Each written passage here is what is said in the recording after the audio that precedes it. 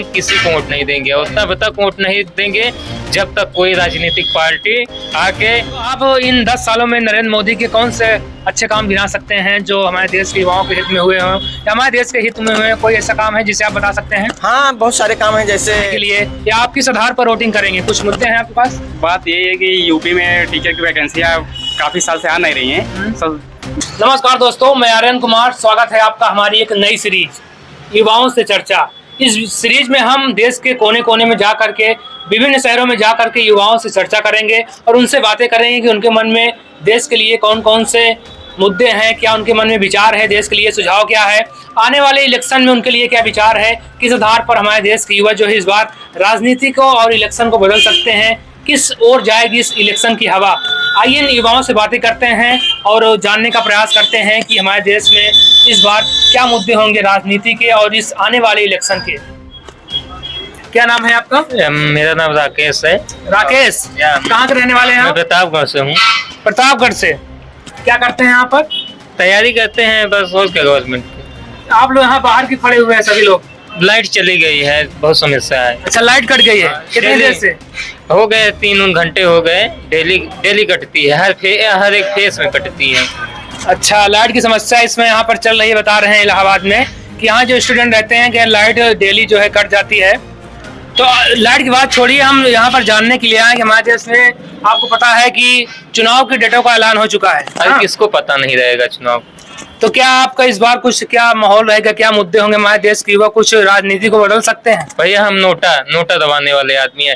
हम किसी को वोट नहीं देंगे और तब तक वोट नहीं देंगे जब तक कोई राजनीतिक पार्टी आके एजुकेशन पे बात नहीं करती है। जो 18% बताइए, हमारे देश में एजुकेशन पे हमारे देश का सेकेंड लार्जेस्ट जो है टैक्स लगा हुआ है 18%। इस बार वैकेंसी आ रही है? वो तो आपके भी सामने है, आ रही है तो क्या हो रहा है उसका, आ रही तो कहाँ जा रही है, क्या हो जा रही है, आपको भी पता है। तो इस बार आप किस आधार पर वोट देंगे? यदि किसी पार्टी को चुनते हैं तो आपके मुद्दे क्या हो सकते हैं? बस हमारा मुद्दा तो वही है, जो है रोजगार, एजुकेशन, जो उस पर बात करेगा हम उसको वोट देंगे, नहीं तो किसी को नहीं देंगे। इनका कहना है कि हमारा मेन मकसद जो है, हमारा जो मेन लक्ष्य है रोजगार है, शिक्षा है। अगर उस पर बात करते हैं कोई भी राजनेता तभी उसको वोट देंगे। आइए और युवाओं से बात करते हैं और जानने का प्रयास करते हैं। आपका क्या नाम है? मेरा नाम संजीव कुमार है। संजीव कुमार, आप कहाँ के रहने वाले हैं? बांदा के। बांदा के रहने वाले हैं। आपको ही पता है हमारे देश में इलेक्शन की डेटों का ऐलान हो चुका है। तो क्या इस बार हमारे देश में कौन से मुद्दे होंगे, किस आधार पर युवा हमारे देश को वोटिंग करेंगे आप, या आप किस पार्टी को वोट देंगे, किसको पसंद करते हैं? जनरली युवा का यही मांग रहता है कि वैकेंसियाँ आएँ, साफ सुथरे तरीके से संपन्न हो और रोजगार इनको चाहिए बस। और क्या, यही जो सरकार अच्छा काम करेगी, पेपर लीक नहीं होगा, यही सब, वही सरकार चुनेंगे युवा लोग। तो आप इन 10 सालों में नरेंद्र मोदी के कौन से अच्छे काम गिना सकते हैं जो हमारे देश के युवाओं के हित में हुए हों या हमारे देश के हित में हुए? कोई ऐसा काम है जिसे आप बता सकते हैं? हाँ, बहुत सारे काम हैं जैसे डिजिटलीकरण हो गया और डिफेंस में तो बहुत अच्छा भाजपा सरकार, मतलब मोदी जी बहुत अच्छा काम कर रहे हैं। और यही सब है जो है, और थोड़ा यही परीक्षाओं को लेकर युवाओं में नाराज़गी रहती है और यही बस सुधर जाए, कोई दिक्कत विशेष है नहीं। तो क्या इस बार भी आप नरेंद्र मोदी को ही वोट करेंगे? ये तो समय की बात है, अभी विचार विमर्श होगा, देखा जाएगा कौन प्रत्याशी आ रहा है, कैसे आ रहा है, उसके बाद। अच्छा, आप यहाँ रहते हैं इस लाज में, बच्चे दिख नहीं रहे, घर गए हैं क्या अभी? हाँ, वही होली का माहौल है, अभी बहुत कम ही लोग आ पाए, काफ़ी दूर से। अब यहाँ प्रयागराज हब है शिक्षा का, इसलिए अलग अलग जिले से लोग आते हैं। तो अभी कुछ लोग आए हैं, कुछ लोग नहीं आए हैं।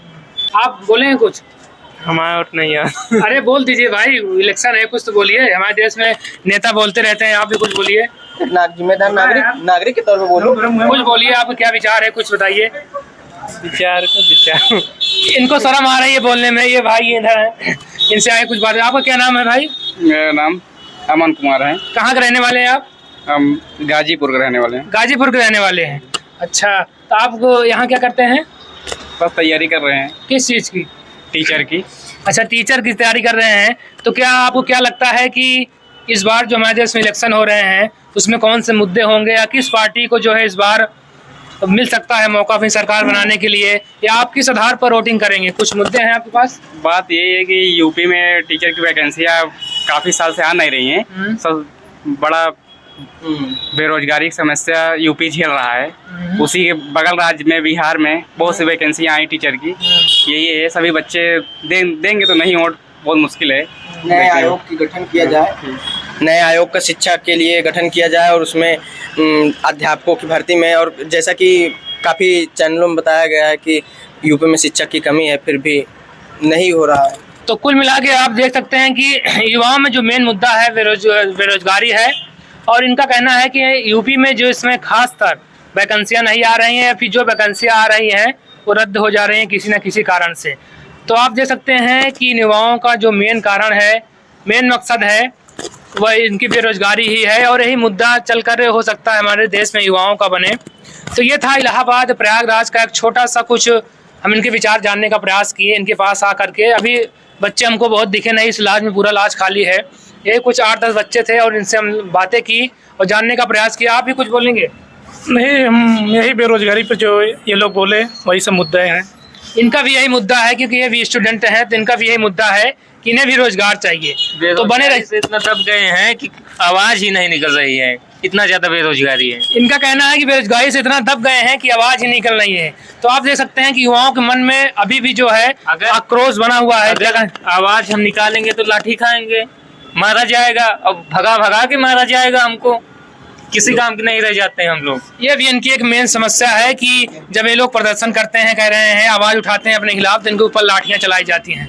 तो ये था प्रयागराज के कुछ युवाओं का केवल एक, अभी हम कुछ इस लॉज में आए हैं जो यहाँ के यूपी के सभी जिलों के युवा हैं, इनसे बातें की और इनके विचारों को जाना। और जुड़े रहिए हमारे साथ, तो इसी तरह बने रहिए। हम इस चुनाव के पूरे माहौल के ग्राउंड रिपोर्ट पर जा करके हमारे देश के जितने भी युवा हैं उनसे बातें करेंगे और जानने का प्रयास करेंगे कि किस आधार पर इस बार वोटिंग हो सकती है, या किसको इस बार राज तिलक पहनाया जा सकता है, राजनीति कितनी बदलेगी।